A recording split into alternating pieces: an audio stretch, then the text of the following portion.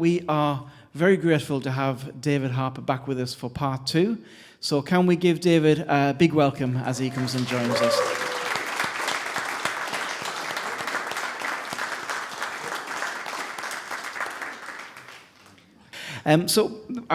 What we're going to do tonight is we're going to look at 2 different things. One is something that everybody treats as fact. Yeah. That's a theory. Yeah. And one thing that everybody treats as not fact, that has reliable evidence to back it up. Well, you've confused me already.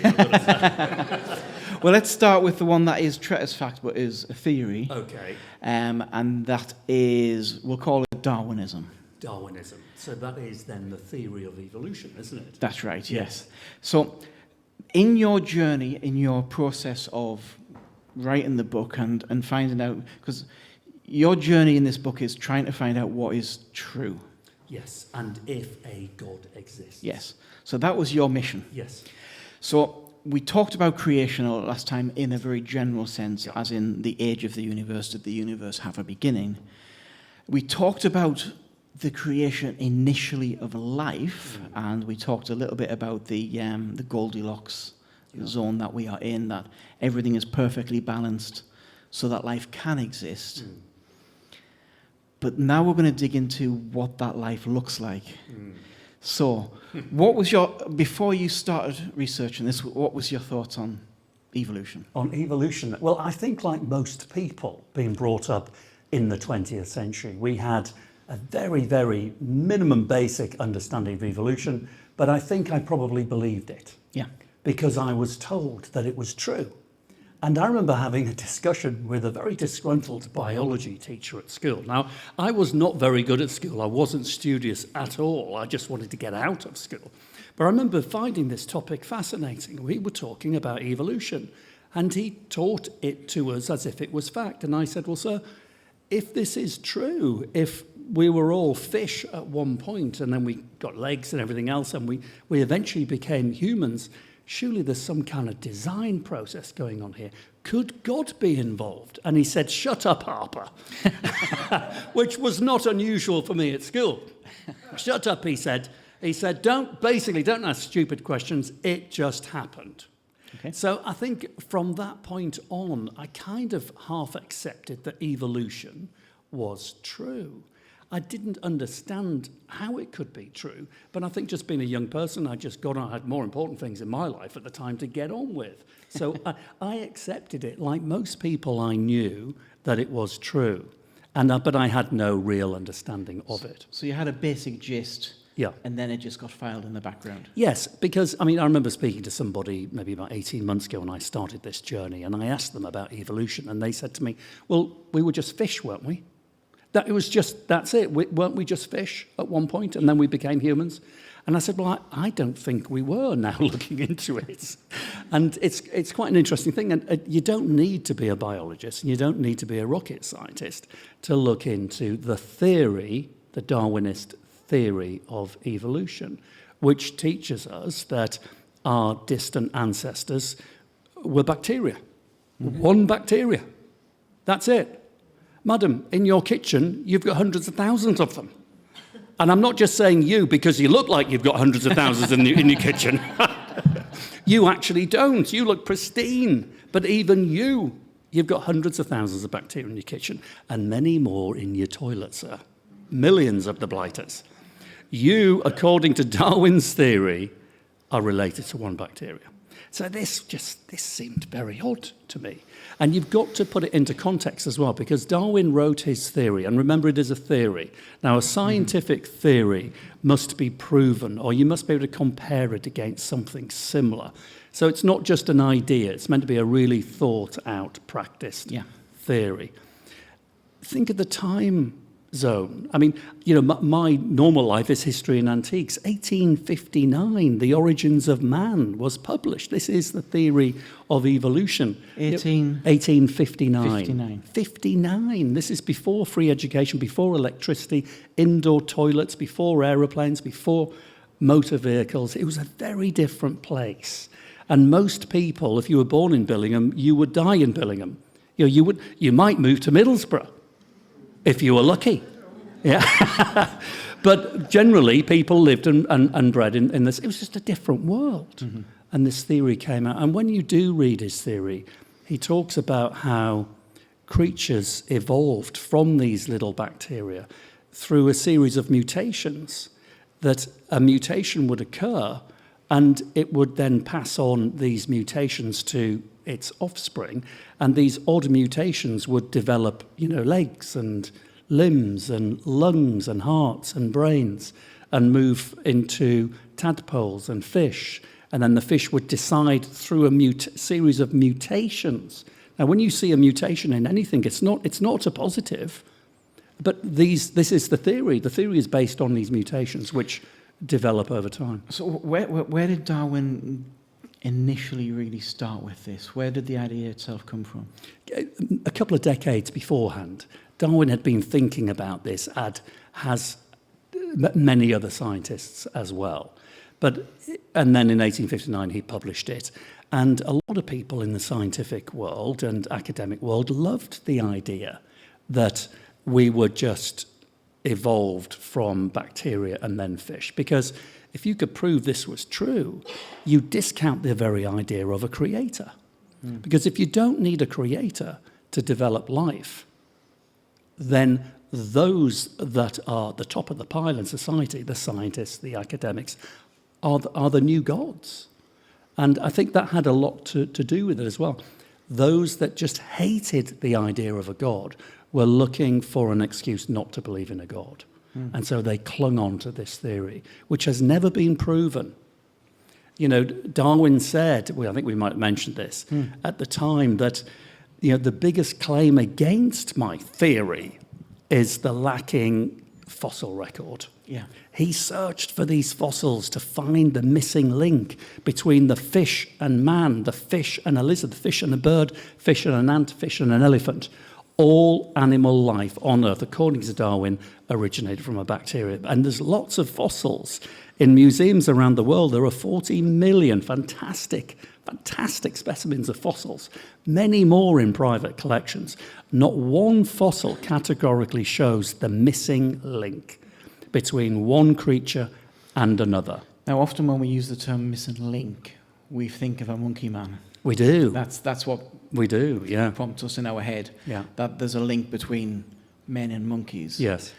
But is there any fossil at all that shows any one species becoming any other one species? No, there isn't. There are spurious fossils when you look at them, and they claim that this is showing or indicating one creature becoming another, but it is bonkers. There's a fossil called Java Man that was found in the 19th century in the Far East, and they reckon it's a very early fossil of a humanoid, something that evolved into us. But when you look at the ground where Java Man was found, it is just a skull plate, some other bones, and it's been proven in this space were human remains, ape remains, animal remains, and in the 19th century they put these remains together and kind of put together this fascinating looking creature. But we don't really know whether they're humanoid, ape, or animal bones. So there are spurious examples. And that's hard to get your head around, because I'm sure we all remember being told that the fossil record proves that species evolve. Well, yes, it does in a many way, because evolution is true. Microevolution. Evolution within species. Take us as an example. We've all evolved over very many generations. We mentioned before about 40,000 years ago, the average height of a European man was 6 feet tall. Mm. He dropped to 5'4", and now we're about 5'9" as an average height. Our teeth are changing. So many people are born today without wisdom teeth. This is evolution within species. Our teeth shrunk over the last few hundred years. They're now getting a bit bigger because of fluoride. Fluoride, thank you, yes. Our teeth are getting bigger, but Americans aren't. Yes.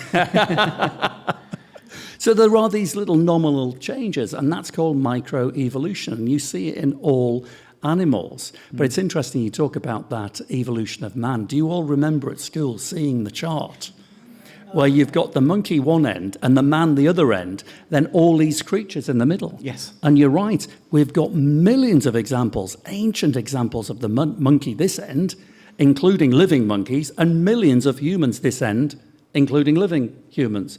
None of the creatures in between have ever existed. We can't find them. They don't exist. So the leap of faith, this is a very funny thing, because Christians are accused of having this faith built on, and I used to believe it. I used to believe that Christians had a blind faith. They just woke up one morning and decided to believe in God. That's what I thought.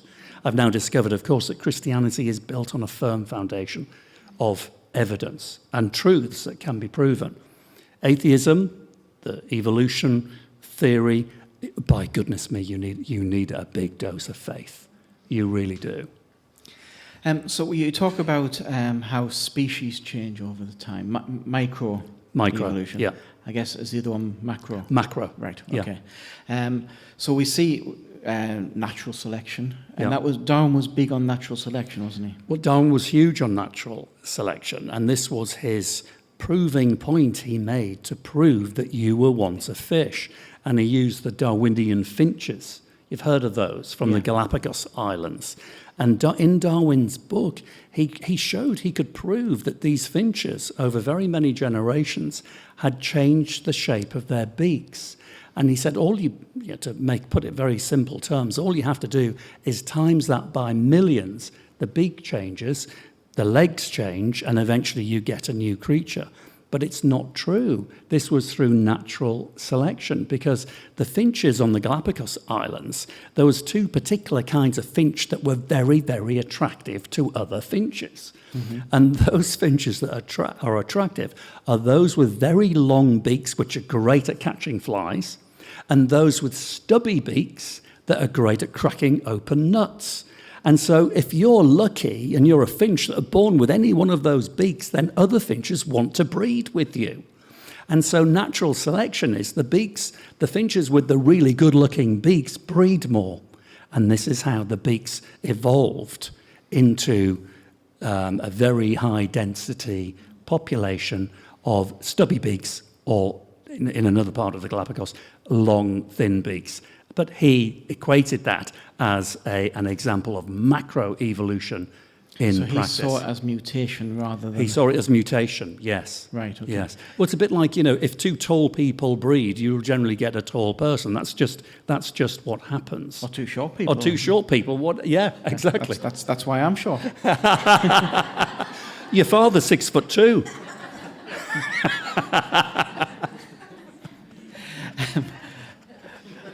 That threw me, sorry. Well, that's what he said to me anyway. So I guess a good example of this is something that we can all see and relate to would be the household dog. The household dog, yeah, it's brilliant. I use the example of dogs in the book. I mean, I love dogs. And when we touch on DNA, if we do again tonight, it's fascinating to realise that we're 84% similar in our DNA to dogs. I loved that fact.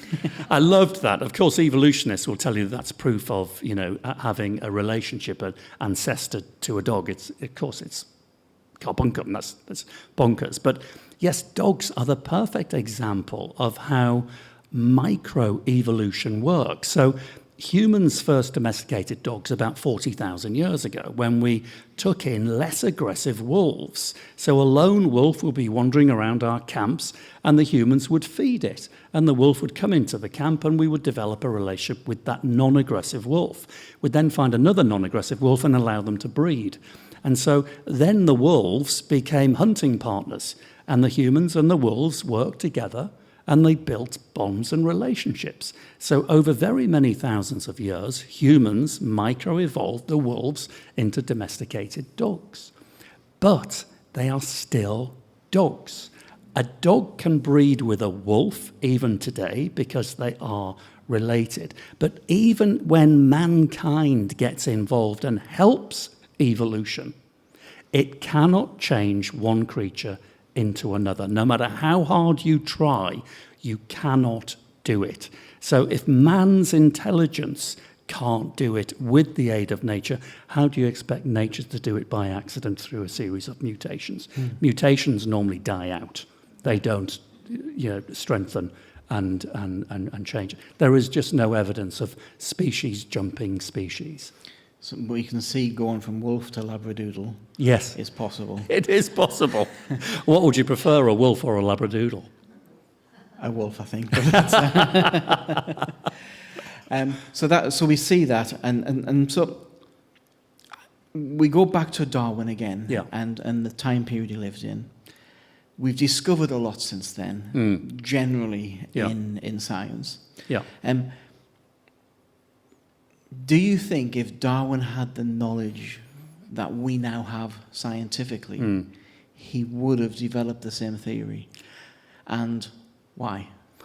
I cannot for the life, don't forget I'm not a scientist. Yes, of course. But I cannot for the life of me understand why or how Darwin could come up with this theory if he knew about DNA, as an example. I just can't see it. We touched on DNA before, but the complications of DNA are just absolutely astounding.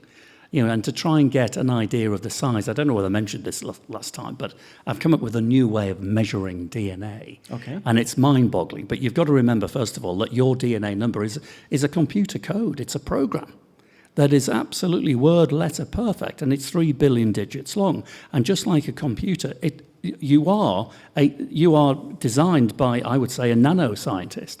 You've got 30 trillion cells running around your body telling you to breathe, how to produce blood, to train your heart, all of these things. 3 billion digits long, 300,000 miles long, that number would be if you were to put it onto a car number plate. So that's the size of the thing. Word perfect order.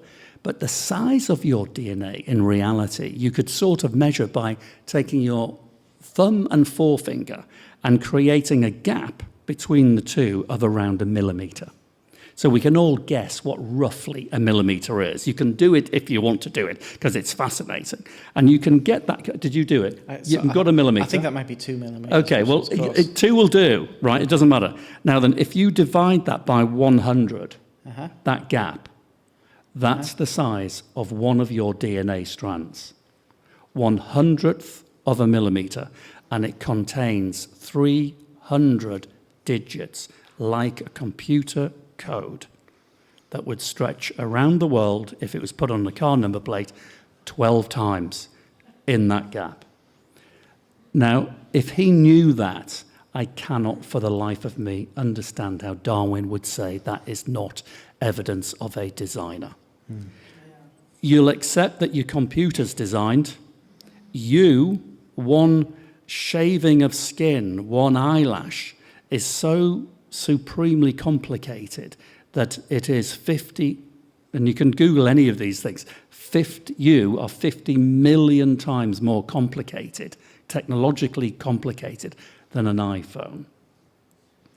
One cell in your body is more complicated than a space shuttle.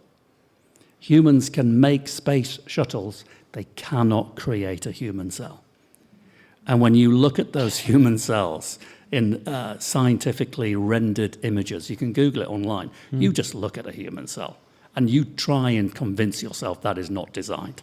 They look like little cities, don't they? They look like little cities, Yeah. all interconnected, with thousands of little mini parts, like when you look at a computer board, and you see all these little welding marks and soldering marks. It's just the same, but in nano miniature.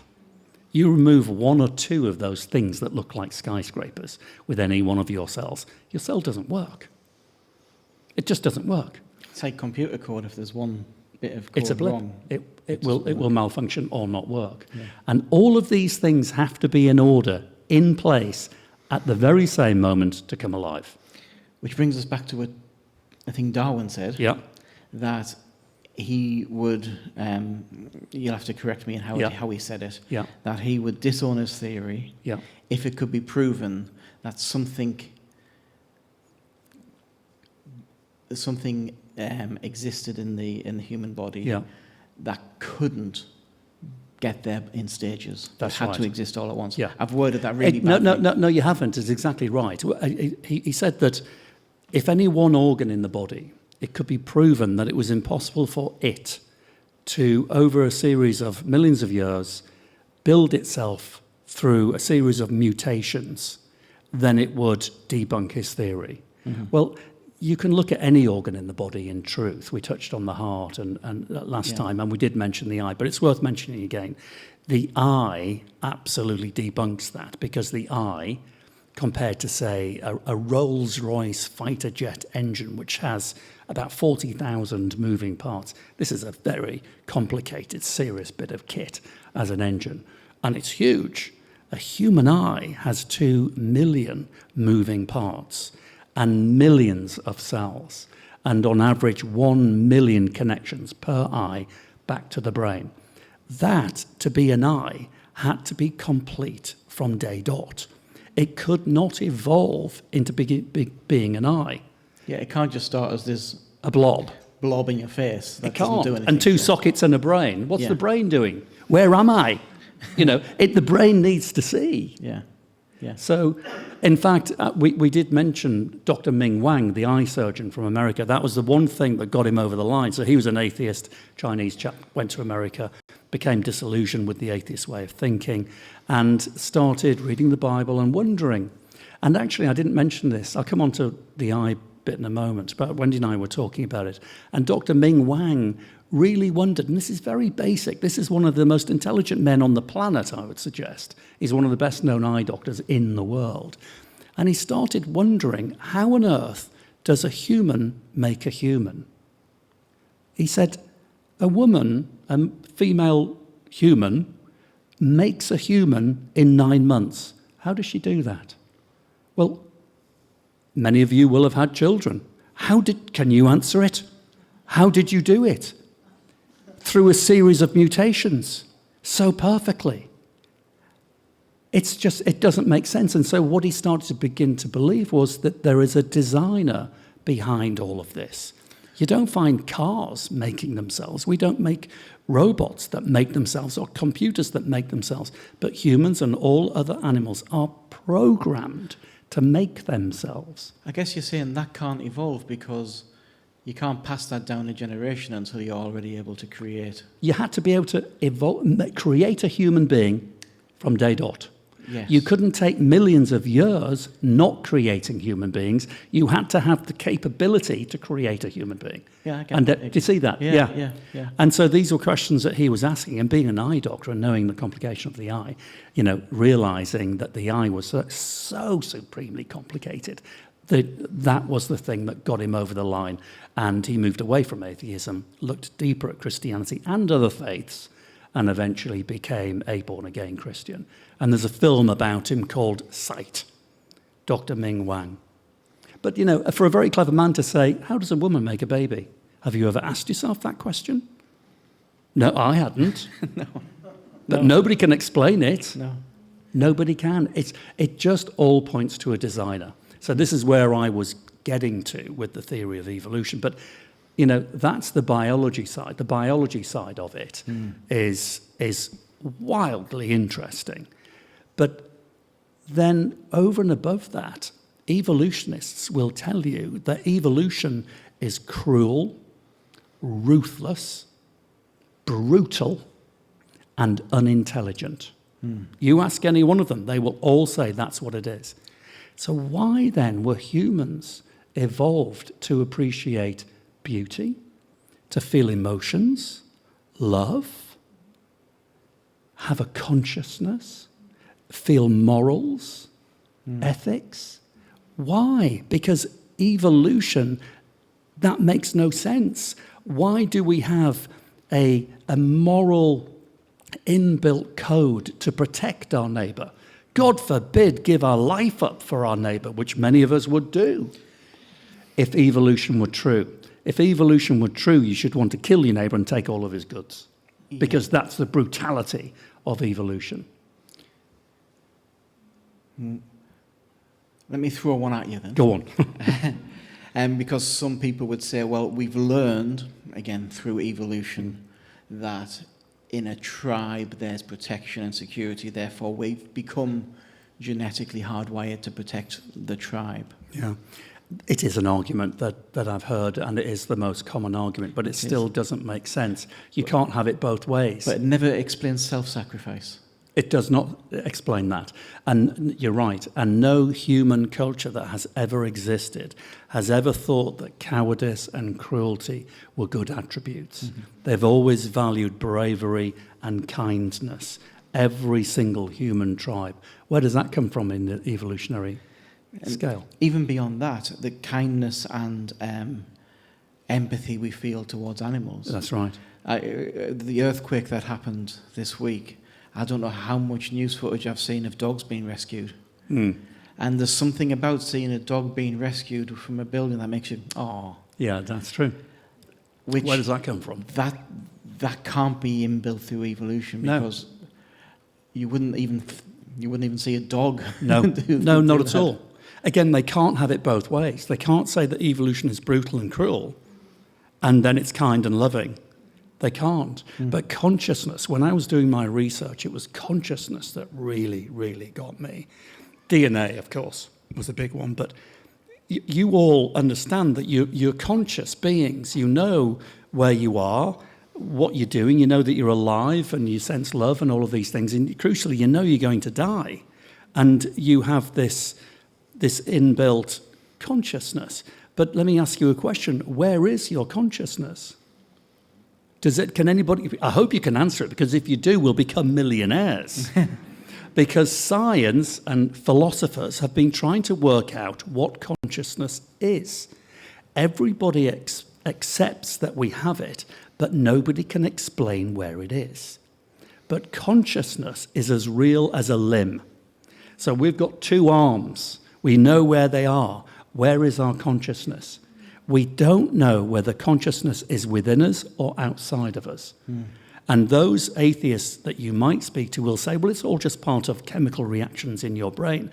Well, it has been scientifically proven by neuroscientists that that is not true. Neuroscientists, nobody can tell you where your consciousness is. It relates to your brain, your mind, and it works with it, but it is not connected. We don't know where it is, what it looks like, how much it weighs, but we know it exists. Now, this is an example of supernatural, in truth, because science can't explain it. Natural laws can't explain it, therefore it's supernatural. The brain itself is something that we just still don't understand. The brain is wild. It's even wilder than the eye. The brain. I started looking at brains. Oh, my goodness me. The brain is the most complicated machine known to mankind. There is more information in your brain than you'll ever know. And I compared it to an iPhone. So an iPhone, your brain can hold as much info as 20,000 iPhones. I'm talking videos, photographs, messaging, emails. 20,000 iPhones is the capability of your brain. Now, your brain weighs about as much as a pineapple. You pile 20,000 iPhones together, they weigh as much as a bull elephant. So there's a lot of stuff going on. You looked that up, didn't you? I did look it up. I love doing things like that. What do you think I did for 11 months?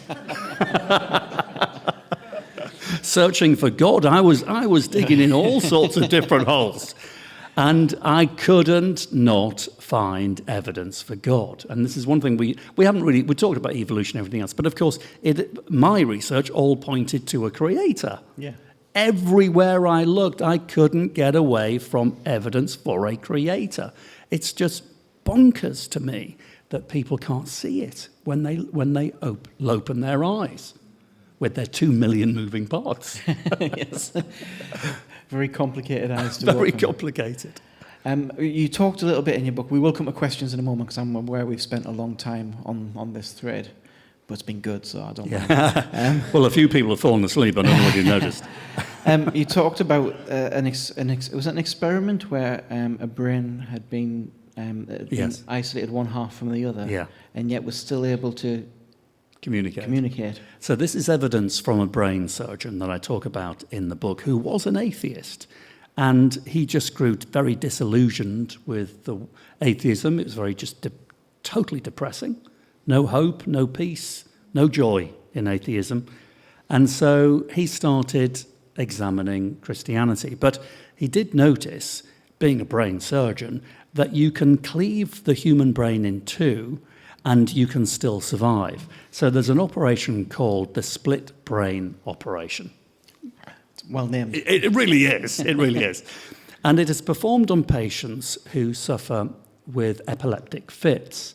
And so your brain is in two hemispheres, and if you can cleave the brain in half, you can stop an epileptic fit moving from one hemisphere to the other. It sounds bonkers, but it's perfectly true. Again, Google split brain operation.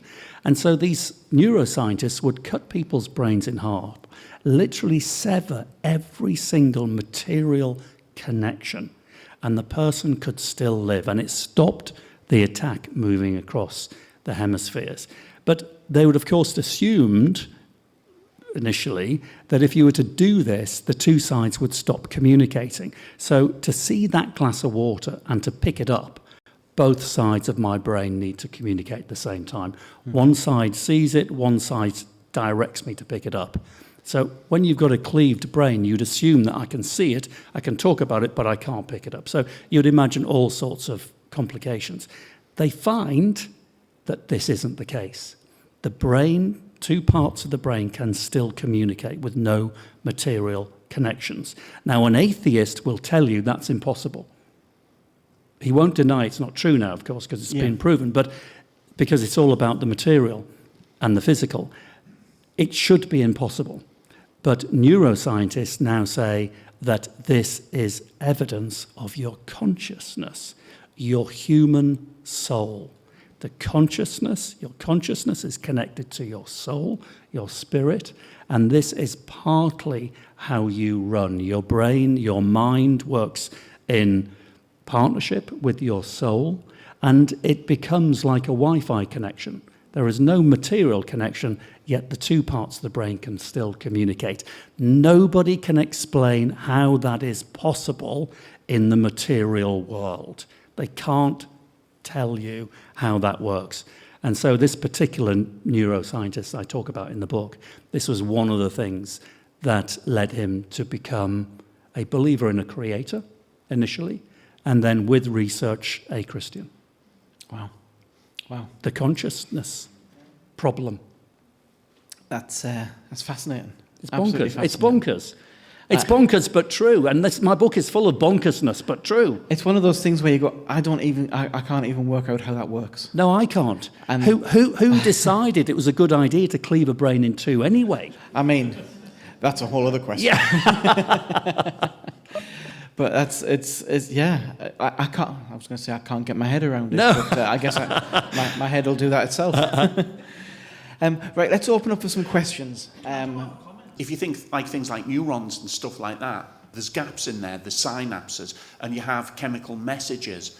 So surely, I'm not trying to disregard what you're saying, but the brain is not truly separated because you've got the brainstem and the rest of the body allowing communications. So I didn't know you invited a neuroscientist. Well, that all sounds eminently sensible, but if you Google it, you will find that neurosurgeons say no, that it should not communicate.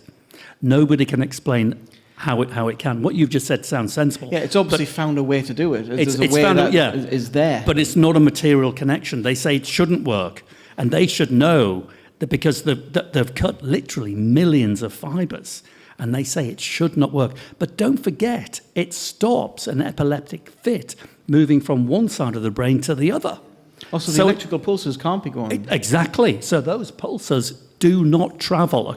The patient is partly cured and can function. And so if the epileptic fit can't cross from one hemisphere to another, how is the brain communicating? Well, there you go. Thank you, though. There you go. Paul. Yes. Paul? Thanks again for coming, David. Much appreciated. Thank you. 2 questions on evolution, if I could. Yes. I've never believed in evolution. Never believed that I came from a monkey. That's for sure. Have you been accused of that in the past? When I had more hair, maybe, but not now. You were told at school to basically shut up and stop asking stupid questions. Yeah. Surely we have so much evidence now that it would be right to say to the evolution scientists to shut up and stop being unscientific. Yes. Because what they're still promoting is just nonsense. It seems that way to me, unless I'm missing something. Yeah. But I'm not. I haven't found it yet, and I spent 11 months worrying that I was making a fundamental mistake because I couldn't find any evidence that made any logical, rational sense for evolution. And obviously not helped by the likes of, Sir David Attenborough, who I greatly admire. Yeah. Love his programmes and all the rest of it, but promotes, in a sense, evolution. He does, very much so, that doesn't yeah. help us. No. And many of the programmes we see on TV, again, Yeah. promote evolution. Yes.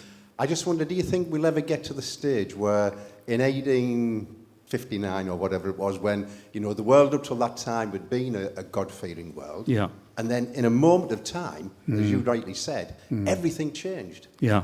Do you think we'll ever get back to the point where, there is so much evidence against the evolution thinking that we could have another seismic shift?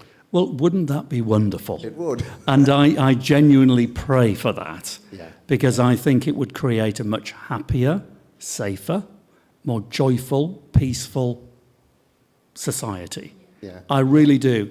And I think if you look at the 17th to the 19th century advancements in science, these were all Christian scientists. I think we might have touched on it. But they looked at everything around them and tried to work out how God made it, how God, the super scientist, did it. And science moved on with leaps and bounds. And then after 1859, introduced all these new scientists who kept looking at everything around them and tried to work out how it made itself by accident. That, to me, is not an advancement. So I think what I find heartwarming is that I found endless examples of atheist scientists who were taught evolution as fact. There was a lady called Lynn Margolis, who ironically won the Darwin Award, the Evolutionist Award, because she was a real evolutionist. And she became a Christian. And her journey is a good one, and you can look it up yourself. But she said, I believed evolution. I believed that everything happened through a series of mutations because I was told it was true. I then went looking for my own evidence, and I decided it was untrue. So you've got all of these scientists who were just told, black and white, this stuff is real.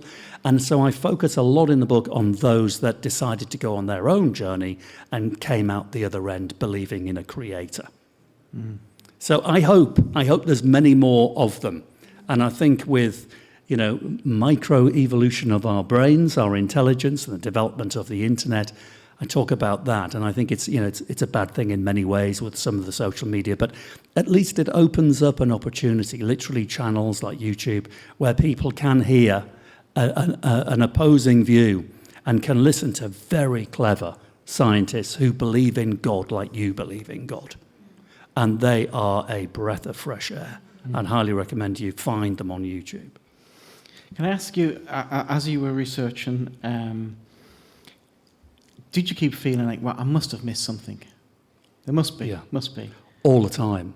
And I was having terrible panic attacks. I became quite unhappy through a lot of it. Real shocking sensations of, I must be making a mistake. I'm missing something.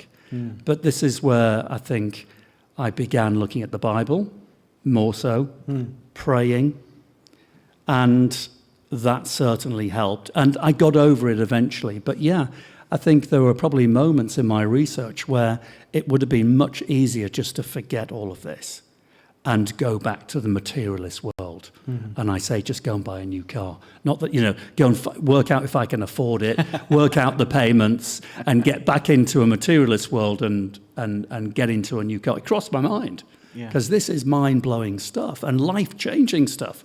And when you get to learn it, you can't unlearn it. You can't. It sinks in, and that's what was happening. It was dropping, it was sinking in all the time. But my natural biases, one, against Christianity, and two, I suppose, the subliminal education I had growing up that evolution and all of that was true, well, it was a real internal fight. It was hard for me, emotionally hard, yeah.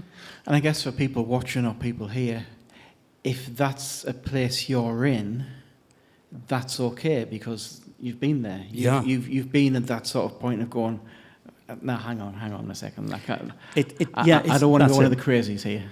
You know. That's right. It's like, hang on a second. Why hasn't anybody told me this? Yeah. It was really quite a frustrating period. You know, I went through a basic average educational system. Nobody gave me these options. I'd been brought up in a family that disregarded God. So you can't blame them for that. But I didn't watch programs or get books offered to me that gave me an alternative view. Why didn't anybody tell me this? And that's why I think I'm a bit of I think I've become a bit of a conspiracy theorist. That I think it's a plan. I do to educate us as a way of controlling us. I do. I really do. The more and you know what? You never stop learning, do you? I mean, I've learnt more in the last 2 weeks than I probably would learn since we last met in 2 months of my past life, because there's so much that keeps dropping on your plate. And I think it's true. I think if you want to control somebody, get them not to believe in God. Much easier. This idea that Christianity controls people is bonkers. It's for the birds. Christianity frees people. Yeah. Wonderful. Yes, Dave. A couple of questions. Timescale. You talk about 40,000 years. Many Christians would take it a lot less than that. Yeah. Where is your time? And of course, people in the evolutionary world talk millions and millions of years. Where's all that coming from? Where's the timescale come from? Well, in the book, in the beginning, I talk about the beginnings of the universe being 13.8 billion years ago, because that is the kind of scientifically agreed. Now, I've had a lot of communications since publishing the book from Christians who believe in the 6,000 year old Earth. And you know what? Me personally, I'm perfectly open to that. It doesn't bother me whether God created everything 13 billion years ago or 6,000 years ago. It doesn't bother me at all. I just now know and feel and believe that God created it. So I think I'm open to it, but I couldn't really go down the new Earth route for a book that is targeted to just the everyday person. That's an internal Christian discussion and maybe a journey for a lifetime. But as long as you believe in God and God did it, I don't care when He did it. Yeah, because I think when you're making the scientist's argument, what you're saying in the book is you're not arguing against the scientific arguments. No. You're looking at the scientific argument and saying, look where it points. Yes. In that sense. It points to a creator. Even if you took the billions, yeah, it still points in that direction. It does. And then you jump into the Bible and you read that one day to God is 1,000 years and 1,000 years to God is a day. You know, so you think, oh, well, that's an interesting thing. That's one to think about for the future. But I think getting somebody to a point where I was without confusing them on this internal Christian debate, and there are many of them, I think for me was the important thing. Yeah. Second question, it's more to do with species and moving between species. Is it correct that you can have animals, breeding with other animals which are not their species, and they just become sterile? Is that the way? Not that I know of. So you can breed, for example. Oh, what? Sorry. Mule. Well, a mule is basically a horse. So you can breed a horse or a donkey, breed a mule with a donkey. You can breed a guinea fowl with a chicken. You can breed a lion with a tiger. And you will get hybrid creatures. You'll never get a creature out of its species. But most creatures, if they're not from the same gene pool, if you like, they can attempt if they want to. But the likelihood of creating another creature, not that I've ever heard of. So a mule and a donkey, a mule and a horse, they're from the same family. The mule is not sterile. I don't know about that. All mules. Are they? I don't know. But does that mean anything? Oh, Are they? sterile mules. Oh, well, you learn something new every day, don't you? Hang on, I'm going to have to rewrite my book here. I'll come to the question at the back, but while the microphone and camera goes to the back, how do you get more mules? Don't ask me, I'm not a scientist. Right, okay, I don't... Yes. Okay. All right, okay, right. that's Got you. interesting, but they're still from the same family. Animals from the same family can breed. All humans can breed. Yeah, well, actually, can I just pick up on that? I didn't know that, but that's a great point. So a mule is a mutation then, isn't it? Which kind of debunks the theory of evolution, because there's an example of a mutation which isn't good, because they can't breed. I think just points more to the creationalist idea. It does. Yeah. A question at the back there. Yeah, that is right. They're called chimeras, and when you breed like a lion and a tiger, and you get a liger. That's right, a liger. Chimeras, and they are sterile. Yeah, that's right. My question, I just want to say first, thank you, David. That was a really great talk, and thank you, Luke. I really liked what you said about self-sacrifice. That was a really interesting point, because that doesn't really fit the narrative, does it? So No. I definitely agree with that. I do think one thing that Darwin didn't have access to, microscopes. I think the main problem with all of this, both sides, is evolution real, is evolution not real, is the time frame of everything, right? If we had a time machine and we went back, you would be able to see, if you went back 6,000 years, 6 million years, either way, you'd be able to see one way or another for sure. But we can't do that, obviously, so that's that. But we can do it with microorganisms. So you can look through a microscope and you can see bacteria, and you can see them. They have such short lifespans that they multiply so quick, you can see the evolution happening. Do you know why doctors ask you to finish a course of antibiotics? Yes, isn't it because if you don't, you haven't built up enough against that they can learn how to come up against them. They'll develop antibiotic resistance, and then if you take more antibiotics, they won't work anymore. Yeah. That's evolution, and that's natural selection as well, and that happens. That does happen within us. Sure. Wouldn't that be microevolution?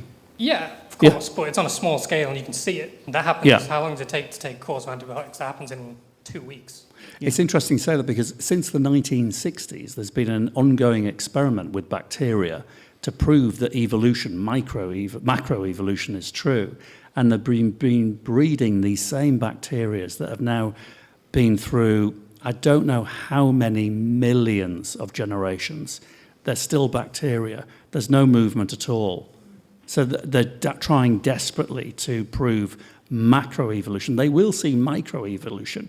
And what you've just mentioned is an example of that. So you can kind of fast forward all life forms by looking very closely at tiny microbes. Is that the point you're making? Yeah. Yeah. So microevolution, I think every Christian in the world will accept microevolution, because we see it in all creatures and we see it in ourselves. But it's the jumping of species. I think we touched on this as well, Luke, that it's impossible for us to be able to grow wings or zebra skin, because we just don't have those genetics. We don't have it in our code, and it cannot enter our system. So, some of us don't have zebra skin through a mutation, because it's impossible for it to enter our system. Scientists have made cats glow in the dark. That's probably giving them chemicals of some sort. That's for changing their DNA. Well, it's funny, it's interesting, because I discovered in my research that all humans emit light. We all emit a tiny amount of light. I wonder why. It's odd, isn't it? But we do, and scientists are now believing that they can analyze the light under certain scientific laboratory conditions to determine the healthiness of the body. So all of these amazing things are being discovered. And light, when it comes to the Bible, is a big thing. It's a reoccurring thing. God and light, it just keeps repeating itself constantly. And science keeps finding things with And I do believe that God has just the most amazing sense of humour. He just drops these hand grenades in, and it's these little scientific discoveries that go, why do humans emit light?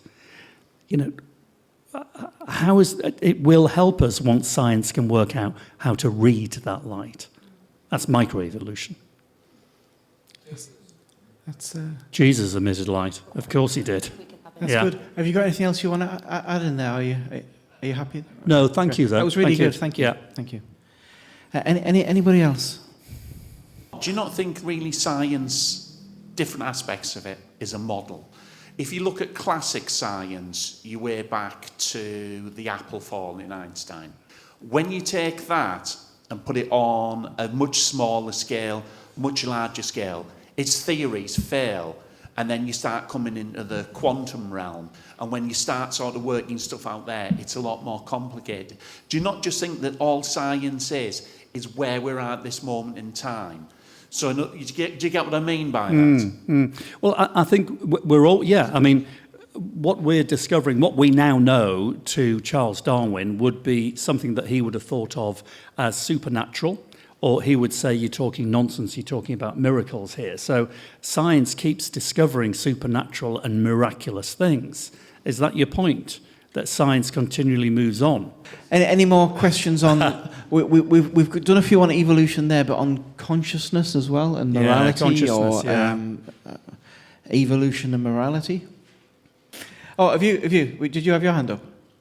We can talk about consciousness and where the first degree of consciousness lies. So you've got a bacterium or whatever, and eventually you come through to something that is conscious, and then you come through to self-consciousness in a way that a human is. And there's massive leaps between all of that.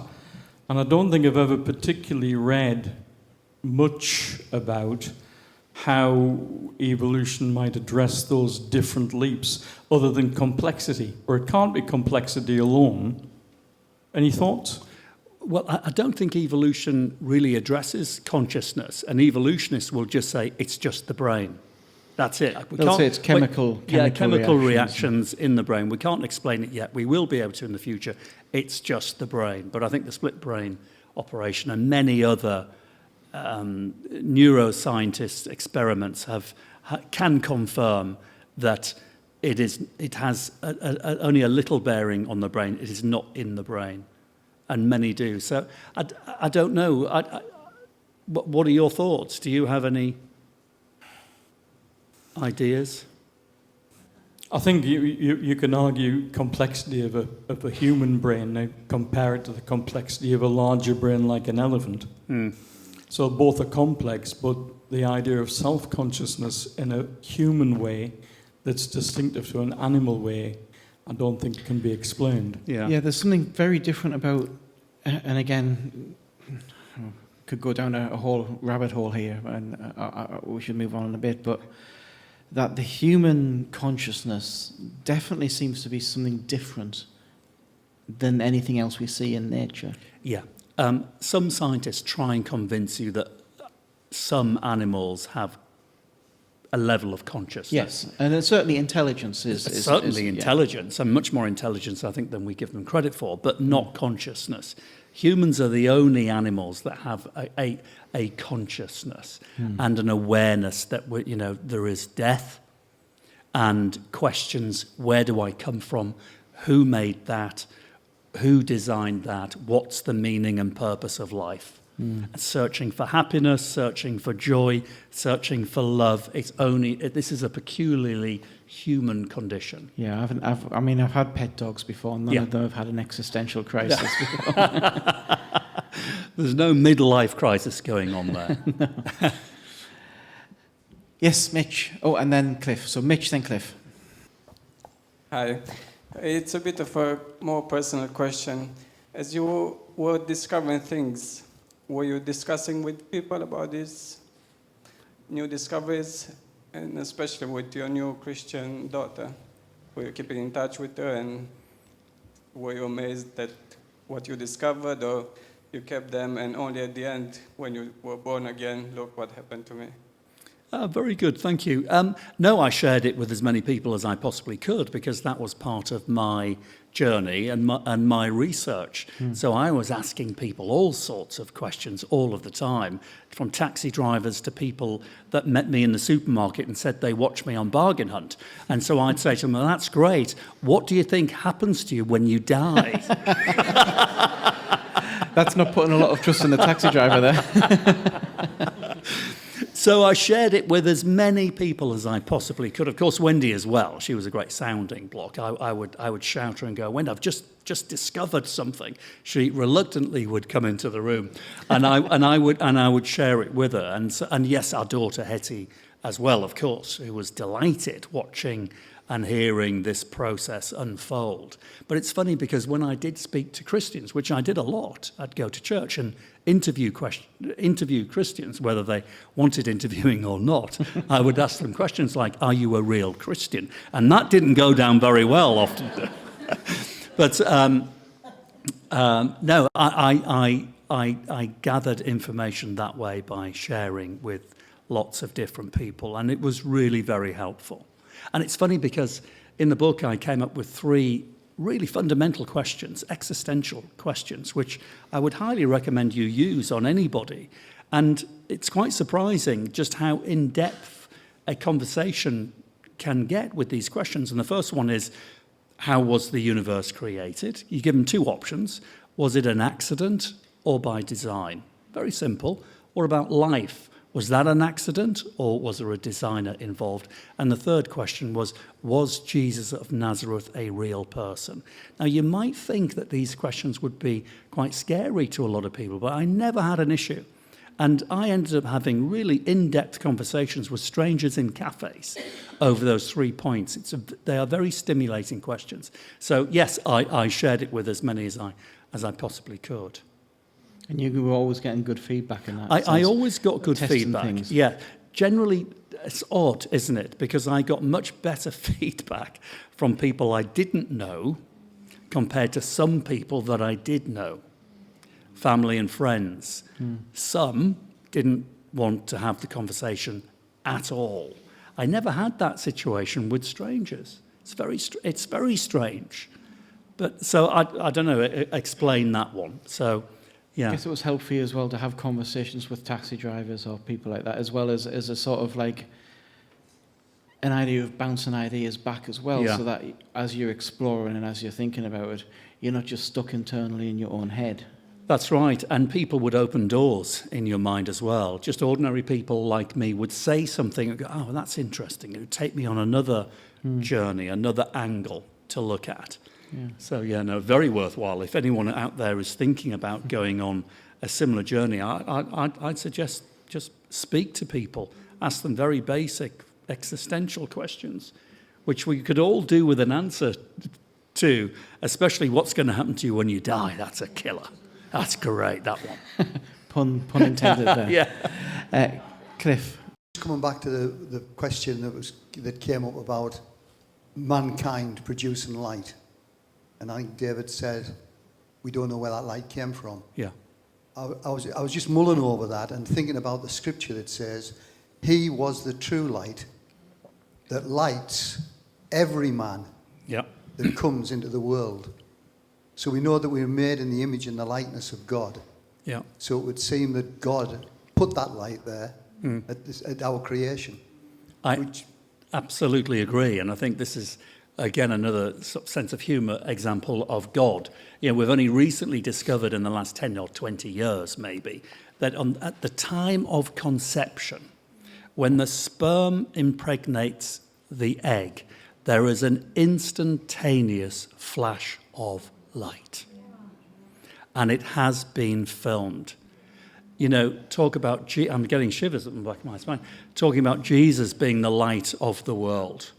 The Turin Shroud for another night, I researched that. If you think that's a fake, think again. That they reckon now, science says, the only way that could have been produced was a nuclear reaction of some sort and a flash of light, I don't know, a millionth of a second, a flash of light, bang. It's all over the place. So, it's fantastic. I think when we get onto the Bible, we might touch on those things. We might, in fact, that's a great segue, because we've talking about the Bible mentioning things that we are only now discovering. Yeah, absolutely. Which takes us to our second topic for the night, which will be shorter than the first one, I promise. They don't want to go home. Is the Bible itself as a document. Now, before we start talking about how the Bible has been proved reliable in certain ways, and things are mentioned in the Bible that we've discovered afterwards, let's start with your relationship to the Bible. Before you started the journey, you didn't really have a high regard for it. I had no relationship with it. Yeah. And I had no regard for it. I was taught growing up that the Bible was nonsense. It was for weak-minded people. It was a fairy tale, all made up by man, designed to control man. It was about power and money and all of these terrible things. That's what I thought of the Bible. I had no real understanding of it. In fact, I say in the book that I had a schoolboy understanding of the Bible. That's actually untrue. I had a much less than a schoolboy understanding of the Bible. I had never read the Bible, and nobody had taught me anything about the Bible growing up. Maybe they tried. Yeah. It just washed over me. I wasn't interested. And so I had zero knowledge of it, and it petrified me, in truth. Because my daughter kept saying, Dad, read the Bible. Oh, gosh. I'd rather look for science and history and stuff at the moment. And she did give me a Bible, actually. I said, I promised I would read it, and she gave me a Bible. Well, I opened this Bible. It's a King James version. Uh-oh. Oh, thou and thee. It was like, oh, my goodness me. Did you also start at the beginning and work your way? Yes, okay. Genesis, the worst place to start. Forgive me. And the Bible was falling to pieces. I mean, she's a born-again Christian by this time, so she's academic-hetty, so she likes the old version Bibles. And it was falling to pieces. It had marks in it and notes, and I tried it. It didn't work. And then I ordered off eBay the very basic English. What is it? The new language. That's it. That's the one, yeah. Very clear basic English.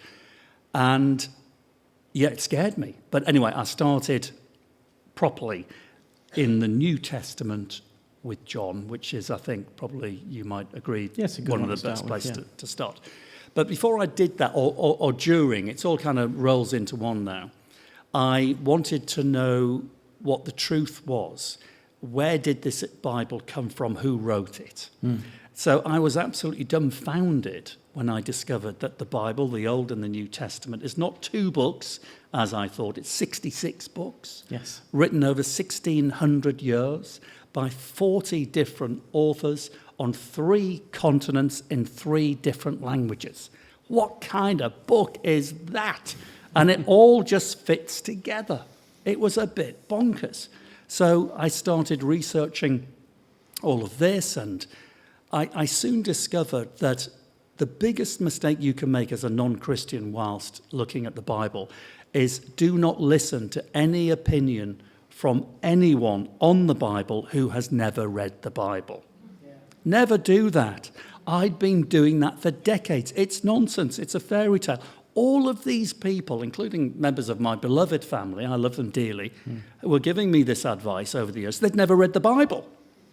And also, never take a quote from the Bible out of context. Yeah. Always know where it comes from. What happened before the quote, what's happening when the quote is delivered, and what happens afterwards. Because when I was researching the Bible, I was just discovering the most bonkers things, like the 66,000 connections between the Old Testament and the New Testament. Proven connections. People, places, towns, events, weather systems, all connected, all linked. And then it doesn't take long to realize that it is impossible for 40 people over 1,600 years to create this book so perfectly. Because they didn't even have the internet to cross-reference. They didn't have the internet to cross-reference. But talking about cross-referencing, I don't know whether we mentioned it, but Professor Jordan Peterson, the psychologist from America, who is looking very closely at Christianity at the moment. I know he's very unwell at the moment, but he is looking at it. And he describes the Bible as the world's first hyperlinked book. And that's a good way of thinking about it, like a Wikipedia. Yeah. So it's like Wikipedia. It's the only hyperlinked book and the first one. And it runs like Wikipedia. Like Wikipedia, it takes you all over the internet, all over the world with linked articles to build up all this wonderful information. Although not open source like Wikipedia, that you can edit your bits. Have you had a nasty experience? And he said it's just like Wikipedia, and coincidentally, the chap who invented Wikipedia, Larry Sanger, was an atheist philosopher for many, many years, made a fortune with Wikipedia, grew disillusioned with life, researched Christianity. He's now a born-again Christian. So again, talk about comedy value with God. You know, the Bible is the first Wikipedia. The guy that designs Wikipedia is an atheist. He studies the Bible and becomes a Christian. You couldn't make it up, could you? So let me throw a question at you. Yeah. How can you trust that the Bible we have now is the same text that was at the time of Jesus? Well, I didn't believe it was, of course, with my upbringing, and I thought that the Bible, as we know it today, was first printed in the 1450s with the printing press. And up until that point, it was just a series of stories that just amalgamated together, a bit like Chinese whispers, until it was printed and it was set in stone. That's how I thought the Bible evolved, micro-evolved, and people will tell you who have no understanding of the Bible, that's how the Bible came together. But it's very, very easy to disprove that theory. So you can look at first century documents, the Gospels, which, by the way, I didn't know were biographical accounts, eyewitness accounts, written in the first century. I just thought they were fairy tales. And you can see that there are hundreds of thousands of copies of the New Testament documents, because the only way to spread the good news of Jesus was to copy out the stories and pass them around the known world, the Roman world. And you can look at these very early documents and they are self-proving. They are the same story. The story does not change, alter. Atheists will point out that there are 60,000 or more of mistakes in the Bible documents. It's probably even more. But when you think about it, that the Bible, the New Testament, is the most copied ancient document of all time, bar none, of course there's going to be mistakes. The stories aren't mistaken, it's the spelling mistakes, it's the punctuation, it's the grammar, it's the use of words. But the story is the same. The story is pure. Believe this or believe it not, search it yourself.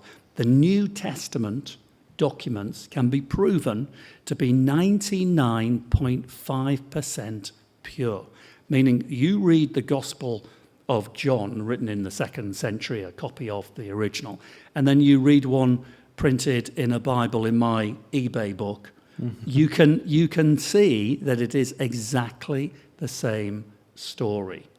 You don't have to believe it. It's not saying it's true, that's another question, but it's saying that the documents are accurate. So those accounts written in the 1st century by eyewitnesses or written by investigators who interviewed eyewitnesses are pure.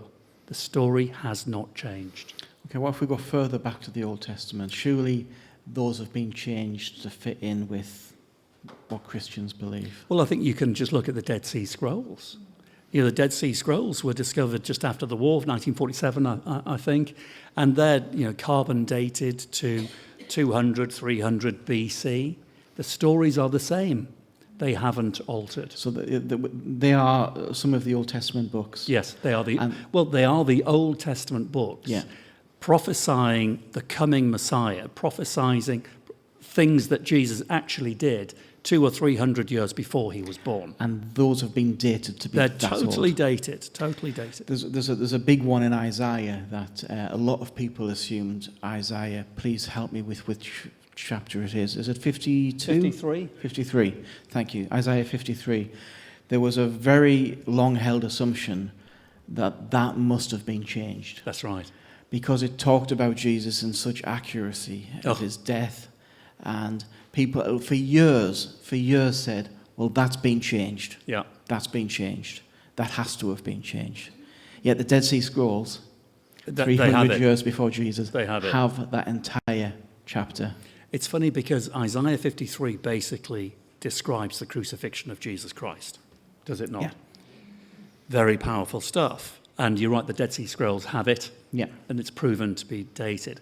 And it's funny because you can watch videos with Messianic Jews interviewing Jews in Israel, and they read them Isaiah 53, and they say to them, I want to read this passage to you. Tell me, do you think it came from the Old Testament or the New Testament? And they'll read them Isaiah 53, which describes accurately the crucifixion of Jesus. Wow. And each and every Jew will say, well, that's straight out of the New Testament because it's describing the crucifixion of Jesus. And then they're hit with the fact that no, it's out of the Torah, the Old Testament. But it's one of the Isaiahs that is very little taught. Yes. They don't talk about it. And there's a reason why. There's a good reason why. Yes. What other things? Can you think of examples? There's one I'm thinking of off the top of my head, and I'm sure there's others of things that, I guess, like the light thing, that we've discovered since the Bible's been written, that the Bible knew before we knew. I'm thinking one example that really gets me is again, for years, and we can get into some archaeology here as well if you want. For years, we assumed the Hittites as an empire didn't exist. That's right. They're only mentioned in one place in history, and that's the Bible. So for years, historians said, these people don't exist, there's no evidence from them, we can't find them. They must be a fill-in for something else. That the Bible's made them up. And then in it's either the late 1800s or the early 1900s, they found the Hittite Empire. That's right. All of it. This massive city. It's palaces, huge. Palaces, all of it. Yeah. This civilization that nobody knew existed. And the only place that we'd heard about them before finding it was the Bible. The fairy tale Bible. Yes, that must have made it up. That's right. But no, they were there. They just needed finding. Yeah. Can you think of any other examples of that when you were doing your research that really leapt out to you as a sort of like, oh? Well, I think a generic one is this, and it's a fact. No archaeological find can debunk a Bible story. Archaeological finds only confirm Bible stories. So we haven't found evidence to prove the Bible wrong. Archaeologists are only proving evidence to prove it right. And that's a very good example of that. But I think what one of the real moment in my journey to becoming a born-again Christian, which I'm delighted to say, I love saying it, because it's just such a joyful thing to be, is when I was studying DNA, I was reading the New Testament and at the same time writing about Jesus. So I was jumping all over the place. Whatever I fancied that particular day, I'd go across. And I was looking at DNA, and I came across a passage. I don't know which gospel it's in, someone might know, where Jesus says to his disciples something along the lines, and I'll paraphrase, God knows you so well. He loves you, so much so that every hair on your head is numbered. And for 2,000 years, the skeptics ridiculed it. Bonkers. What does he mean? And the Christians have been defensive, saying, well, it's just a bit of hyperbole, it's just a bit of exaggeration. No, science has now proven that what Jesus said 2,000 years ago was scientifically correct. Every hair on your head is indeed numbered. Now, for me, it's not proof of anything, but it's just like a bit of one of those dropping moments. There's lots of instances like that through. The oldest book in the Bible is Job. Yes. And it contains the scientific theory of the water cycle. Now, I didn't know that. The water cycle is fascinating. Tell me. It goes, so your rain comes, it falls down. Yeah. It goes into rivers, the rivers go into the sea, the evaporation goes into clouds, and the whole thing goes round and round. It's described in Job. I didn't know that. Yeah. I didn't know that's the oldest book in the Bible. Well, on that point, and proof then, that the Bible is accurate, that there is such a thing as the water cycle. And, They wouldn't have known it was the wildest. How did they know? How did they know? They didn't Exactly. have any scientific instruments or observations to do that. No. That was done by revelation. That's wonderful to know. And of course, that's the amount of water we have on Earth now is finite. We have exactly the same amount of water on Earth as we have always had. Again, it's one of those bonkers moments when you discover this, that the same water we're drinking, dinosaurs drank. It's the same water. It's just recycled, a scientific fact. And for hundreds or thousands of years, scientists have saying, oh, and by the way, do you know the story in the Bible with Noah and the world was submerged underwater? Sorry, guys, it's scientifically impossible. There is only a certain amount of water on Earth. It is impossible to flood the Earth. So that's a bonkers story. It's a fairy tale. It's all made up. Well, blow me. In the last couple of decades, scientists have discovered 400 miles below the Earth's mantle is a reservoir of water, enough to fill our oceans 3 times over, and enough to submerge the Earth hundreds of meters deep. And what does it say in the Bible? Where does the water come from? From above and below. Mm-hmm. So whether, I'm not saying it proves Noah's Ark, I'm not saying it proves the flood, I'm saying that there is enough water on planet Earth for that to happen. And if you believe in God, I think you can understand that God has enough power to get that water from down there up here. It's perfectly possible. So another example of just these fun facts, fun Bible facts. Whoever thought that was a thing? That's great. Cliff. Yeah, the flat Earth, where people believed that the Earth was flat. For a second there, I didn't know where you were going to go. Yeah. Okay. I was going to say you're at the wrong event. But, the Bible definitely confirms that God sits upon the circle of the Earth. Yeah. And yet for generations, people believed that the Earth was flat. Was it Christopher Columbus? Yes. Who believed that he would fall off the other side? Yeah. Makes you wonder why he set off, really. It's interesting. Even when Jesus was talking about the second coming, he talks about one will be in a field and one will be taken. Yeah. One will be in bed and the other will be taken. And he's describing 3 different times of day in time zones. Time zones. Essentially. Interesting. Yeah. Anyway, yes. that's No. Yeah. I guess we're opening for questions. Yes, of course. Should we open for questions on this subject of, so really focusing on not whether the Bible's true, we'll get to that one in a future week, but whether the Bible document we have is reliable. Well, something that I've heard Christians say is that I believe every word of the Bible is true, and that was always a bit of a struggle for me. But I now do understand what they're saying, because the Bible is definitely historical.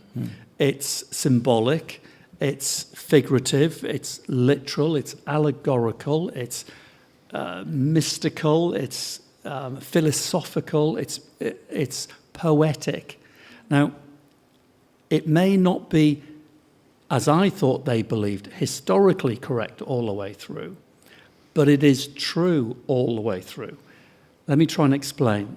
Jordan Peterson says that the Bible is way more true than true. It took me a while to get my head around that.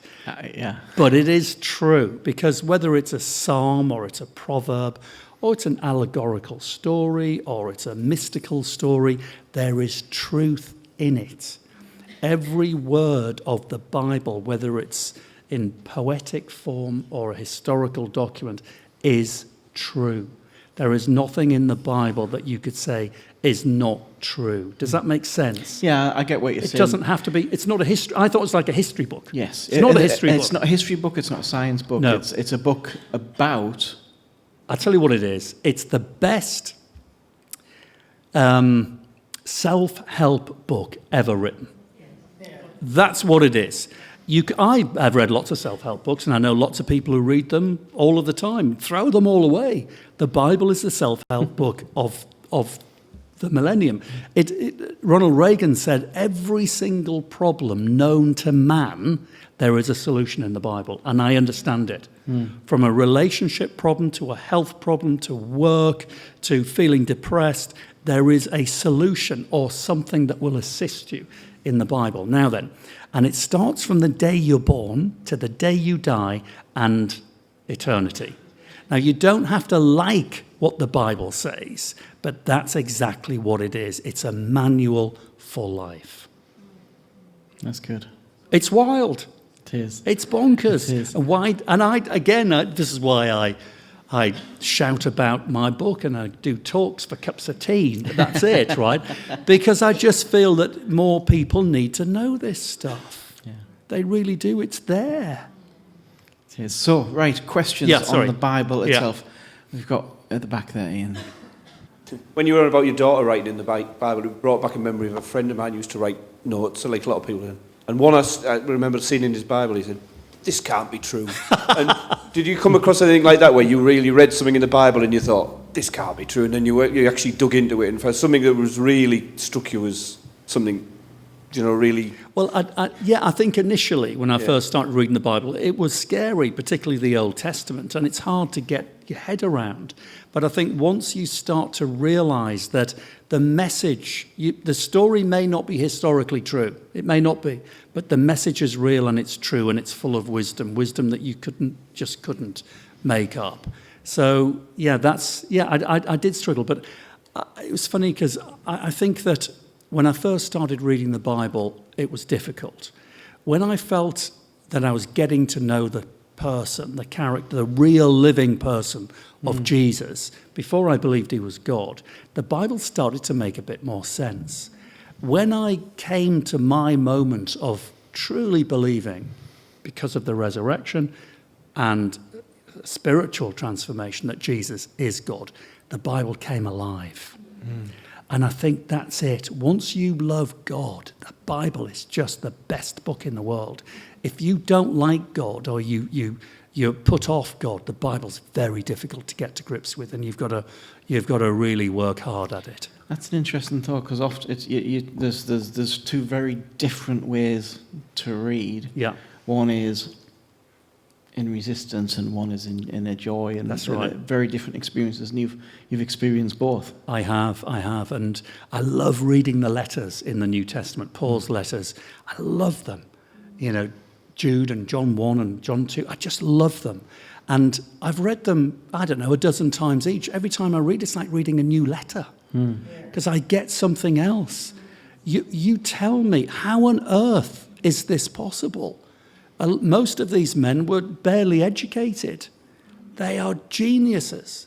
The way that the Bible is written is, I do believe it's supernatural. Yeah. And I think it's proven to be supernatural with the 66,000 connections, which AI can now pick out and sort out.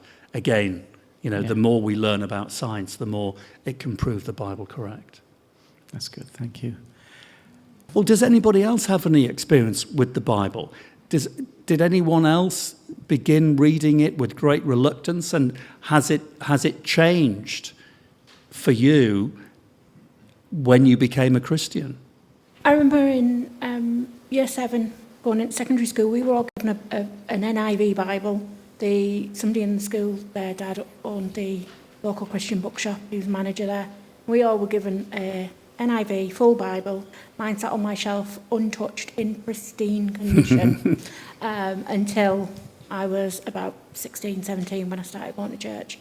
At a house fire a couple of years ago, I managed to save that Bible. It's been around the world with me. It's held together with duct tape. It's got notes in it. It's got things stuck in it. It has gone from a pristine book that was sat on the shelf to loved, used. I can't physically use it now because of the damage from the smoke, but it still sits on my shelf. And I managed to save that book out of most of my belongings gone. Was amazing. Every other Bible that I had, every study Bible, I lost them all. But I did manage to save that one, which was the one I got at age 11. How wonderful. I think for me, how the Word of God has definitely changed is that initially I wanted to read it for information. And now I want to read it for revelation. And I think they're two very different things. Interesting. And I think that when you are seeking God and wanting to know God, everything about his character and his nature is so clearly described in there. But when you're in relationship with him, it makes that become living, breathing, and alive. And I think that that is the amazing word of God, because it becomes not just knowledge, it becomes relationship and revelation, and that's how the word has changed for me over time. And that's wonderful, and you sense that because you believe in God. But if you were a non-believer and you read the Bible, by goodness me, it's hard work. That change that it can bring in you. And they say, don't they, that God has written 2 books, to prove who he is. He's given us enough evidence. One is the Bible, and the other is creation. Back to the evolution thing. Study both, and you can only come to the conclusion that he's real. That's good. That's good. Oh, Cliff. I once read the story of a chap who was given a present for Christmas. It was an autobiography. It was the autobiography of a motor racing driver. He had no interest whatsoever in the motor racing driver, so he didn't read it. He put it on the shelf. Years later, he'd been invited to a party in London, and he explains that when he got to this party, he saw a distinguished-looking gentleman. Sometimes the thought, I've seen him before somewhere. During the course of the night, he was introduced to this gentleman who was the racing car driver. And he tells the story. He went home, and the first thing he did, he pulled that book off the shelf, and he began to read it avidly because he'd met the author. Yes. And I think That's a very good David point. said. Absolutely. Yeah. Get to know the author and you fall in love with the book. Yeah. Although the flip side, they've had much more to talk about that night if you've read it beforehand. 2 lessons there. I ask you one last question. Is for someone who's not read the Bible before, as someone who read it both ways, I guess, what's your top tips? Okay, well, just to reiterate quickly then, don't take advice on the Bible from anybody who has not read the Bible. Don't take it out of context. Use your own research. For me, getting a Bible app on your phone, on your iPad, is really easy, and for me it was really important. So I would want to read Genesis. So I'd listen to a 10-minute Bible app on Genesis, explaining to me in layman terms what it was all about. And then I'd read Genesis. Wow, makes a difference. Job is a really difficult book. I'm reading Job, coincidentally, again now. It's a tricky one, and it's a big one. But listen to a Bible app first, and it really just gives you a foundational sort of grounding. And I think, let it breathe. Give it time. You don't have to have a PhD to understand it. Just give it time. And realize that it is all of these things, historical, symbolic, allegorical, mystical. It's all of those things, and many of those things in each book. So don't think that you're going to fully understand it straight away, but with assistance, just give it time. And it will change you. It will change you. It will, if nothing else, it will give you great advice for life. It will train you to deal with hardships. It will give you a positive attitude. It will help with depression. It will help in any and every department you want it to, if you allow it to. And finally, drop the bias that I had for decades. Try your best to drop it and go into it with an open mind. That's great. Thank you very much, David, for tonight. Lovely. Thank you. Can we give David a big thank you? Oh, thank you. Thank you.